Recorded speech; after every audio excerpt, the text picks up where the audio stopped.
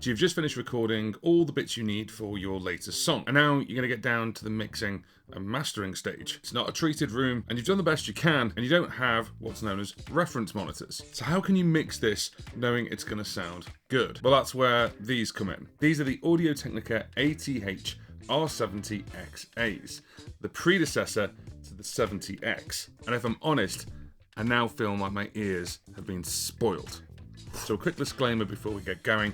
These have been sent to me by Tonum. Tonum is one of the biggest music stores in Europe, where they have thousands of products, and 9 times out of 10, it's actually slightly cheaper. Thank you very much to them for sending these out to me. So even if you bought reference monitors for your room, the room may not be acoustically treated, therefore professional open back reference headphones are the way to go. Because you don't just have to be here, you could be here, or even here.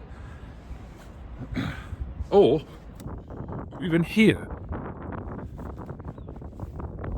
Where am I? So let's check out Audio Technica's flagship pair of open back reference headphones, and let me tell you why you need them. So here's the box, and kudos to Audio Technica because there's just like no plastic in this packaging, which is fantastic. Oh, and the other thing as well was thank you for the slight puzzle of how to open them. But I figured it out, and we open them like this. So that's the main box. There is a little box here, and then in this box you'll find nothing because I've already unboxed it. But what you get is a bag, which is this sort of plush, lovely sort of bag. It's really, really nice. You get a single cable, which I've really cleverly wrapped up here, and you've got a connector, which is a screw-on, going from normal size jack to mini jack, and that just screws on there. And then the pièce de résistance itself is the headphones.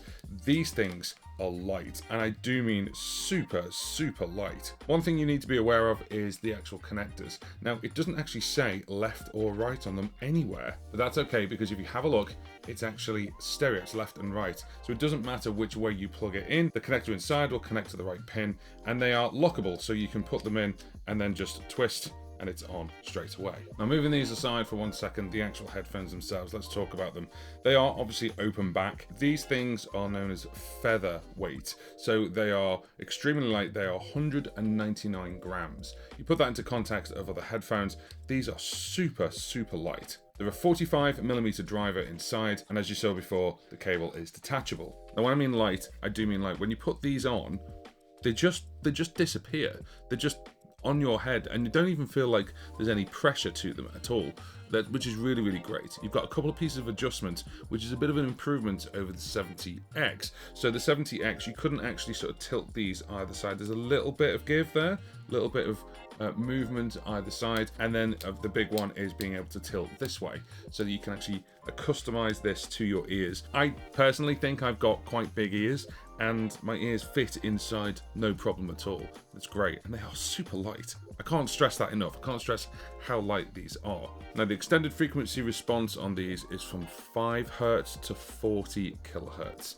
Now, to put that into context, my Status Audio CB1s that I use for recording, which are closed back, are 15 Hz to 30 kHz. And your normal standard headphones that you can buy for just general listening will go up to about 22 kHz, and some of them even 20 kHz. So these things have got such a wide dynamic range, which is what you need for referencing, for mixing, and even mastering. Now, with being reference headphones, the impedance on these is 470 ohms. That's really, really high and top of its game for something at this price point. The maximum input power is 1000 milliwatts, and the sensitivity is 97 decibels per milliwatt. So it is really, really sensitive, but also really accurate. Now, 2 major design differences over the 70X. The 70XA has this adjust here, where you can adjust the headphone independently on each side, and then it's now got a brand new pad, which is here.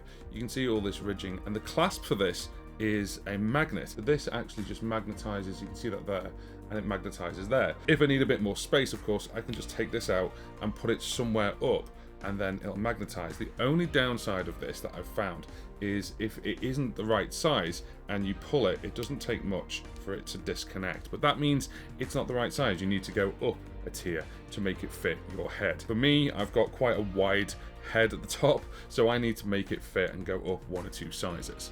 I personally think the design is lovely. It's really minimalistic. And of course you can get headphones that have got really big bands and everything else, but it adds weight to it.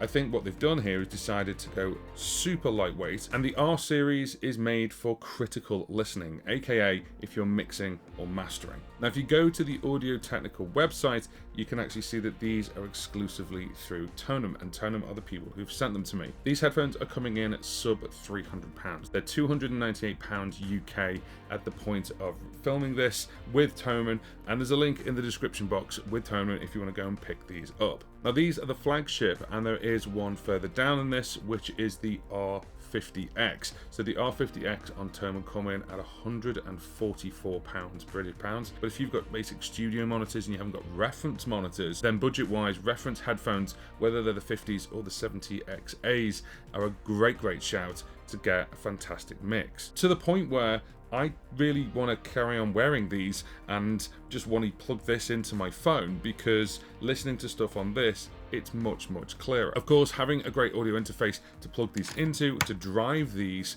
is a must. One thing I would highly recommend if you do get these is to play music through them for a good hour or so before you start mixing with them. Don't put them on your head straight away and start mixing. You kind of need to bed them in. I would recommend maybe 1 to 2 hours. Play some music through them, a medium to loud setting, and then that way it kind of beds them in. It gets the vibrations, any nuances rubbed out, and you'll start hearing things even better. If you have liked the content of this video, then please give this a thumbs up. That helps me, it helps the channel grow. Now, if you are a mobile creator and you're using headphones like this to mix and even master, I did a series which is called From Idea to Release. This is taking an idea, getting it down onto a tablet and going all the way through without a traditional computer, and you could do this anywhere. That was originally a 5-video series. I've actually made it into a big, long 1-video masterpiece, so go and check that out. That's the video that's on screen.